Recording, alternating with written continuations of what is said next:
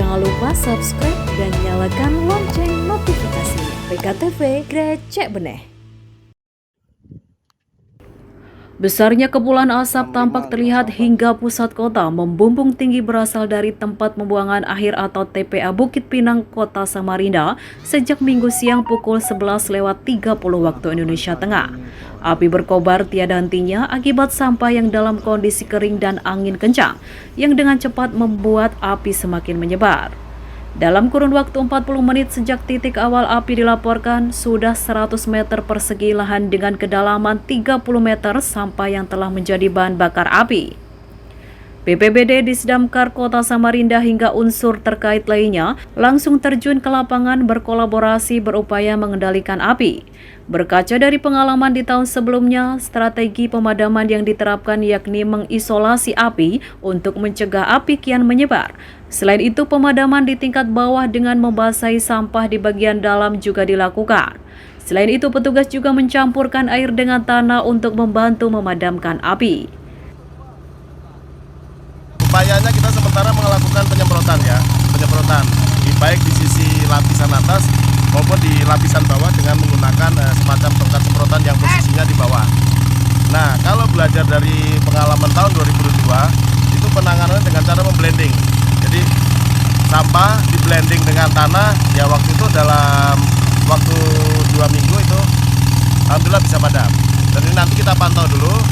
Kalau tingkat ketebalan sampahnya tinggi, kita upaya dengan menggunakan tongkat itu ya. Dan kita pantau terus perkembangannya dengan memanfaatkan potensi yang ada, baik potensi yang ada di DLH, di BPD Provinsi dan lainnya, supaya saling suplai air. Dan teman-teman yang posisi penyemprotan di depan, ini juga sudah siap dengan peralatannya, termasuk kewaspadaan terhadap petugas yang melakukan pendinginan atau penyemprotan ya, pemadaman. Ini makanya beberapa ambulan relawan termasuk dari PMI menyiapkan beberapa oksigen untuk antisipasi dan upaya-upaya penanganan terhadap petugas yang mengalami sesak napas. Kejadiannya tadi diperkirakan jam 11.30. Kebakaran sampah kemungkinan besar tadi informasi tadi dibakar akibat pemulung yang buang, ya mungkin bakar api atau rokok tadi. Kami nurunkan sekitar 6 posko dengan masing-masing 7 posko ya, 7 posko dengan 7 unit truk yang 10.000 liter. Sementara itu terkait asalnya api, Kabid Pengelolaan Sampah dan Limbah B3 DLH Samarinda, Leonardo Sianipar menyebut adanya indikasi dugaan kesengajaan dari kejadian ini. Pasalnya asal api yang ditenggarai berasal dari tumpukan sampah di bagian atas yang merupakan titik awal api.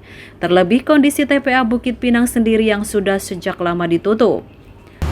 Secara operasional tidak dipergunakan lagi TPA itu. Nah, jadi mulai di bulan ini sudah tidak ada kendaraan masuk, tepatnya di tanggal 21 kemarin. Jadi memang ini indikasinya memang ada kesengajaan, karena biasanya kalau titik api berdasarkan pengalaman kami dan juga ilmiahnya ya, titik api yang timbul karena hotspot, karena panas dan gas metan itu biasanya dari bawah. Jadi yang ke atas itu yang muncul asap, itu apinya di bawah, di dalam.